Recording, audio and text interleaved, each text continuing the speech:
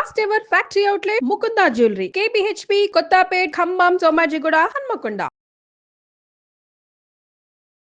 నమస్కారం. మాఘపురాణం 21వ రోజు పారాయణలోకి వచ్చాం. ఈ మాఘపురాణంలోని తొలి గాథలన్నీ కూడా వశిష్ఠ మహర్షి మన దిలీప మహారాజుకి తెలియజేసిన గాథలుగా కనపడతాయి. కొన్ని గాథలు సూత మహాముని ఋషులకి మునులకి నైమిషారణ్యంలో చెప్పిన గాథల్లాగా కూడా కనిపిస్తాయి. అయితే ఇప్పుడు ప్రస్తుతం మనం చదువుతున్న గాథ ఏంటంటే, దత్తాత్రేయ స్వామివారు త్రిమూర్త్యాత్మక స్వరూపుడు బ్రహ్మ విష్ణు మహేశ్వరుల అంశతోటి జన్మించాడు. అనసూయాదేవి యొక్క పాతివ్రత్యాన్ని, ఆమె యొక్క భక్తిని పరీక్షించడానికి త్రిమూర్తులు ముగ్గురు ఆమె దగ్గరికి భోజనానికి వచ్చి వివస్త్రగా మాకు వడ్డించమంటే ఆ ముగ్గురిని బిడ్డల్ని చేసి వివస్త్రగా పిల్లలకి పాలు ఇచ్చి పడుకోబెట్టిందట ఆవిడ. అయితే మళ్ళీ తర్వాత బ్రహ్మ విష్ణు మహేశ్వరులకి పూర్వరూపాలు వచ్చినప్పుడు వారిని కోరుకుంది, మీ ముగ్గురు కలిసి నాకు సంతానంగా జన్మించండి అని. ఆ ముగ్గురు సంతానంగా జన్మించిన వాళ్ళే చంద్రుడు, దూర్వాస మహాముని, తర్వాత దత్తాత్రేయుడు. దత్తాత్రేయుడిలో ముగ్గురి అంశాలు ఒకేసారి రూపుదిద్దుకున్న స్వరూపంగా మనకి కనిపిస్తాడు. దత్తాత్రేయ స్వరూపమే చాలా విచిత్రంగా ఆశ్చర్యజనకంగా ఉంటుంది. అయితే ఈ లోక కళ్యాణార్థమే దత్తాత్రేయుడు అవతరించాడని చెప్తారు. దత్తాత్రేయుని కాలంలో మాహిష్మతి అనే నగరానికి రాజధానిగా చేసుకుని కార్తవీర్యార్జునుడు అనే మహారాజు పరిపాలించేవాడు. క్షత్రియుడైనటువంటి కార్తవీర్యార్జునుడు మహావిష్ణువు యొక్క ఆయుధమైన సుదర్శన చక్రం యొక్క అంశావతారంగా చెప్పబడతారు. అయితే ఈ కార్తవీర్యార్జునుడికి దత్తాత్రేయుల మీద భక్తి గురి ఉన్నాయి. ఆయనే ఇతని గురువు అనమాట. ఈ క్షత్రియ రాజుకి గురువు దత్తాత్రేయుడు. క్షత్రియుల్లో మేటి అనిపించుకున్న కార్తవీర్యార్జునుడు ఒకసారి తన గురువు అయినటువంటి దత్తాత్రేయుల వారి ఆశ్రమానికి వెళ్ళి, మీ దయ వలన అనేక విషయాలు ధర్మ సందేహాలకి సమాధానాలు తెలుసుకున్నాను, కానీ మాఘమాస విశిష్టత, మాఘమాస వ్రత విధానం గురించి నాకేం తెలీదు, దాని గురించి తెలియజేయమంటే అప్పుడు దత్తాత్రేయుల వారు కార్తవీర్యార్జునుడికి తెలియజేసిన గాథని మనం వింటున్నాం. ఓ రాజా, భరతఖండం పుణ్యనదులకు పుట్టినిల్లు. ఇక్కడున్న నీ నదులు ప్రపంచంలో ఇంకెక్కడా లేవు. వీటిల్లో ప్రధానమైనవి 12.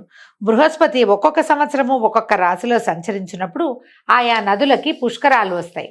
అట్టి పవిత్రమైన నదులలో స్నానం చేసి దాన ధర్మాలు చేస్తే విశేషమైన ఫలితం సిద్ధిస్తుంది. మనకు తెలుసు, ఈ సంవత్సరము గంగా నదికి పుష్కరాలు సంభవించినాయి. పుష్కరుడు గంగా నదిలో ఉంటాడు. ఆది పుష్కరాలు అయిపోయినాయి, అంత్య పుష్కరాలు మళ్ళీ ఏప్రిల్లో వస్తాయి, దగ్గరలోకి వచ్చేసినట్టున్నాయి.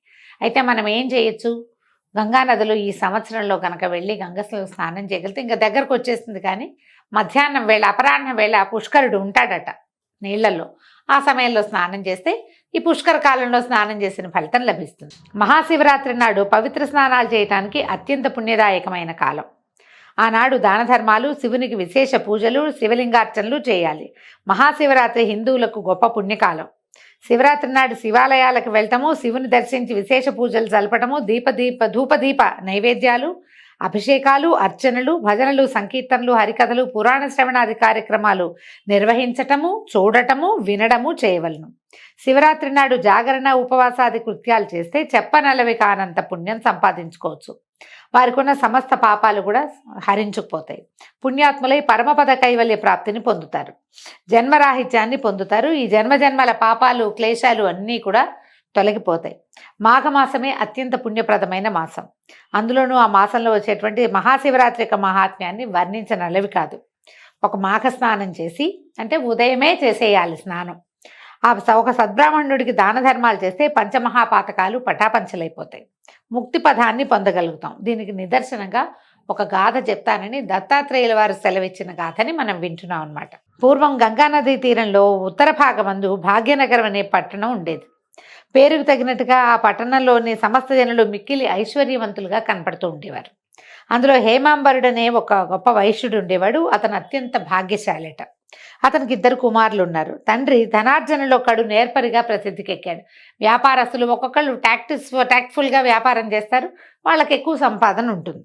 దానికి విరుద్ధంగా కుమారులిద్దరూ ఖర్చు పెట్టడంలో అత్యంత నేర్పరులుగా ఉన్నారనమాట. ఎంత బాగా డబ్బులు ఖర్చు పెట్టచ్చో వాళ్ళని చూసే నేర్చుకోవచ్చట. డబ్బు సంపాదించడం నేర్చుకోండి ప్రతిరోజు కొడుకులిద్దరికీ హితబోధలు చేసేవాడట హేమాంబరుడు. కానీ వాళ్ళిద్దరూ వినిపించుకునేవాళ్ళు కాదు.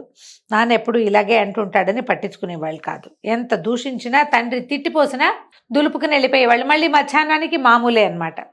మరికొంతకాలానికి వార్ధక్యం మీద పడ్డంతో హేమాంబరుడు మరణించాడు. కుమారులిద్దరూ ఆస్తిని సమభాగాలుగా చేసుకుని ఇష్టానుసారంగా వ్యవహరిస్తూ ధనాన్ని దుబారా చేయటం మొదలుపెట్టారు. ఒక వ్యాపారం నడుస్తూ ఉండి ఖర్చు కూడా పెడితే ఖర్చు వ్యాపారం కొంచెం సమానంగా ఉంటాయి. వ్యాపారం చేయకుండా ఖర్చే పెడితే ఇక సమానం ఏం లేదు, అంతా అయిపోవటమే. వీళ్ళ సంగతి కూడా అలాగే అయిందట. దుష్ట సావాసాలతోటి చెడిపోయారు. ఇద్దరు చెరొక వంపుడు గత్తెను ఉంచుకుని నిత్యము సరస్సల్లాపాలతోటి మునిగి తేలుతూ ఉండేవాళ్ళు. వ్యభిచారులే కులభ్రష్టులైపోయారు.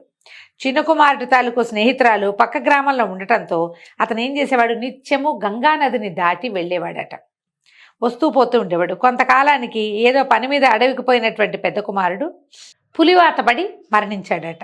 చిన్న కుమారుడు కూడా యాదృచ్ఛికంగా తన స్నేహితురాలతోటి విహారానికి వెళ్ళి పాము కాటు వల్ల చనిపోయాడు. అయితే ఏమైంది, ఇద్దరు ఒకేసారి మరణించారు. ఇంచుమించుగా ఒక రోజులోనే అయ్యిందనమాట. ఇద్దరు ఒకేసారి మరణించడంతో ఈ మన యమదూతలు వచ్చి వీళ్ళిద్దరిని తీసుకుపోయారు. తీసుకుని చిత్రగుప్తుడి ముందు నుంచోబెట్టాడు. చిత్రగుప్తుడు వాళ్ళిద్దరి పాపాలని చిట్టాలు తీశారు, పరిశీలించారు. పెద్ద కుమారుని వాడు చేసిన పాపాలకి నరకంలో వేసి శిక్షించండి అని ఆజ్ఞాపించాడు. చిన్న కుమారుని మాత్రం వీడిని స్వర్గాన్ని పంపించండి అన్నాడు. అనేసరికి పెద్ద కుమారుడు అడిగాడు, అయ్యా మేమిద్దరం అన్నదమ్ములం, ఒకే తండ్రి పిల్లలం, ఇద్దరం ఒకే తరహాలో పాపాలు చేసాం. మేమిద్దరం మా నాన్న మాట ఏనాడు వినలేదు. మాకు పూజ భక్తి ఏమీ లేవు. మేము ఏనాడు ఉపవాసాలు తీర్థాటనలు ఏమీ చేయలేదు. నేను ఎలాంటి వాడినో వీడు కూడా అలాంటి వాడే. వాడిది దుర్మరణమే, నాది దుర్మరణమే. నాకు కూడా అన్ని రకాల దుర్వ్యసనాలు ఉన్నాయి. నాతో పాటు మా తమ్ముడు ఎక్కడ తక్కువ తినలేదండి, వాడికి సమస్తము ఉన్నాయి. ఒకే తరహా పాపాలు చేసిన మా ఇద్దరికి నాకేమో నరక ప్రాప్తి, వాడికేమో స్వర్గప్రాప్తి ఎట్టా కలిగింది? ఇదే న్యాయం? చేసిన ఒకే పాపానికి ఇంత వివక్ష తగున? నేను పెద్దవాడిని అవడం వల్ల నాకు బుద్ధి లేదని నన్ను అక్కడ పంపించి చిన్నపిల్లాడు వాడికి ఏం తెలియదని వాడిని స్వర్గాన్ని పంపుతారా అని అడిగాడు. అడిగితే చిత్రగుప్తుడు అన్నాడు, పోయి తెలుసుకోనైనా పాపపుణ్యాలు నిర్ధారించడంలో ఇక్కడ ఏ విధమైన వివక్షత లేదు, నరకంలో వివక్ష లేదు. ఇంకా మనకి ఇక్కడ భూలోకంలో అయితే రాజులకి ఎవరు లేరు కదండి మనకి. ఇక్కడ మన సంగతులు తెలియజేసేవాళ్ళు మన అమ్మా నాన్నలు కూడా పెద్దవాళ్ళని చిన్నవాళ్ళని కొంచెం ఈ పాప పుణ్యాలు అప్పుడు పోన్లే వాడికి తెలీదు, పోన్లే తెలియచేశాడు అని వివక్ష చూపిస్తారు, పిల్లల్ని క్షమించేస్తారు. కానీ యమధర్మరాజు క్షమించడండి. అమ్మైనా నాన్నైనా కొడుకైనా పెద్దాడు చిన్నాడు తేడా లేదు. ఎవరినైనా సరే ఒకటే రకంగా చీల్చి చెండాడి వీడు చేసింది ఇది మంచి ఇది చెడు, ఇందులో ఒక్క ఆవగించంత మంచి చేశాడు కాబట్టి కొద్ది రోజులు స్వర్గం వాసన చూపించి తీసుకురండి అని తీసుకొస్తారు. అక్కడ ఏ తేడాలు ఉండవు. నువ్వేం చెప్తున్నాడు, ఇక్కడ అన్యాయం జరగటం అంటూ ఏముండదు. నువ్వు చేసిన పాపాలకి నరకమే ప్రాప్తిస్తుంది. కానీ నీ తమ్ముడు ఏం చేసేవాడు, నిత్యము తన స్నేహితురాలను కలుసుకోవడం కోసం పడవ మీద గంగా నదిని దాటేవాడు. గంగా నది అంటే పెద్ద నదిగా ఏముండదండి, అటువైపు పరివాహ ప్రాంతానికి అవతల వైపు ఉంటే మధ్య మధ్యలో చిన్న చిన్న లంకలు గ్రామాలు ఉంటాయి. పడవ వేసుకుని వెళ్ళేవాడు. ఈ పడవలో వెళ్ళేటప్పుడు నదిని దాటేటప్పుడు గంగా నది కెరటాల తాకిడికి చిందిన నీటి బిందువులు అతని నెత్తి మీద పడేవి. ఈ నదిని దాటడం వల్ల నెత్తి మీద గంగాజలం పడుతూ ఉండేది. దానివల్ల పాపాలన్నీ ప్రక్షాళన అయిపోతూ ఉండేవి. ఇతను పైగా ఏం చేశాడు, శివరాత్రి నాడు కూడా గంగను దాటాడు. శివరాత్రి నాడు వీడు చూడండి ఒక దుష్కార్యం చేయడానికి స్నేహితురాలను కలగడానికి. మామూలుగా శివరాత్రి అంటే ఉపవాసాల రోజు కాదండి, ఉపవాసము బ్రహ్మచర్యము నియమబద్ధంగా చేయాలి.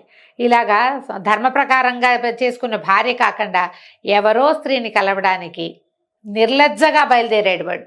అయినా సరే ఆ గంగానది దాటేటప్పుడు ఏమైందట, కొన్ని నీటి బిందువులు చింది వీడి నెత్తి మీద పడ్డాయి. పైగా అది మాఘమాసం, దాంతో వీడు చేసిన పుణ్యాలన్నీ పటాపంచలైపోయి వీడు పుణ్యాత్ముడైపోయాడు. అందుకని ఇతనికి స్వర్గప్రాప్తి లభించింది. అది కాకుండా ఇతనికి ఆప్తమిత్రుడు ఒక బ్రాహ్మణుడు. ఈ చిన్నవాడికట ఒక చాలా ఇష్టమైన స్నేహితుడు ఉన్నాడు. ఆయన ఒక బ్రాహ్మణుడు, ప్రతిరోజు అతన్ని చూసేవాడట. నిత్యము బ్రాహ్మణ దర్శనం చేస్తే గనక గోహత్యాది మహాపాపాలు కూడా నశిస్తాయి. పైగా ఏం చేసేవాళ్ళు, వాళ్ళిద్దరూ కలిసి స్నానానికి వచ్చేవాళ్ళట. ఇతను అతనితో కలిసి కాలకృత్యాలు తీసుకోవడానికి వస్తే ఈయన కాలకృత్యాలు తీసుకుని గట్టు మీద కూర్చుంటే ఆ బ్రాహ్మణ ఆయన నదిలో స్నానం చేసి గాయత్రి సంధ్యావందనం చేసుకుంటూ ఉండేవాడు. ఆయన గాయత్రి పైకి ఉచ్చరించుకుంటూ ఉండేవాడు. ఆ ఉచ్చారణంతా ఈ మన చిన్నవాడు వినేవాడట. అందుకని అతనికి స్వర్గలోక ప్రాప్తి సిద్ధించిందని చెప్పారు. మాఘమాసంలో నదీ స్నానానికి ఎంత నది నీళ్లు పడినా ఎంత పుణ్యం లభిస్తుంది, ఎత్తి మీద పడాలి, అది ఇంపార్టెంట్.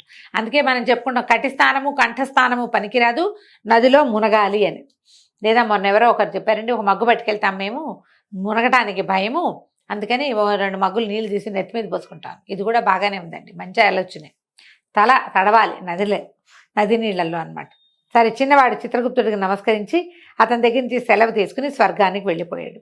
ఇది మాఘమాసంలోని నదీ స్నాన మహిమ అని చెప్తున్నారు. ఇందులో ఆయన ఎవరో గాయత్రి చేసుకుంటుంటే విన్నవాడికి కూడా ఫలితం లభిస్తుందంటే నామపారాయణ గురించి చెప్పుకుంటా ఉండి మనం ఎవరైనా భజన చేస్తున్నారు, నువ్వు భజన చెయ్యవు నోటితోటి, కానీ వాళ్ళని ఏమీ అనకుండా, ఏమిటి దిక్మాల భజనలు, ఈ గోల ఏమిటి, ఈ మైక్ ఏమిటి అని అనకుండా ప్రశాంతంగా విను, నీకు పుణ్యం లభిస్తుంది. ఎప్పుడైనా ఒక మాట అదేదో మంచి ట్యూన్లో ఉంది, బాగుంది, సడన్గా నీకు నోటికి కూడా 4 మాటలు వస్తాయి, 4 పదాలు వస్తాయి, పైకి అను, అది కూడా మంచిది. అసలు కలియందు నామపారాయణే చాలా ముఖ్యమైనదిగా చెప్తారు. దేవాలయ దర్శనము, నామపారాయణ ఈ 2 చాలా ఫలితాన్ని ఇస్తాయండి. అవి ఎవరెవరి అవకాశాన్ని బట్టి వాళ్ళు మనకి వీలుగా ఉండేలాగా కల్పించుకుంటే బాగుంటుంది. దీంతో 21వ రోజు పారాయణ పూర్తయిందండి. రేపు ఉదయం 22వ రోజు పారాయణలో మళ్ళీ కలుసుకుందాం. నమస్కారం.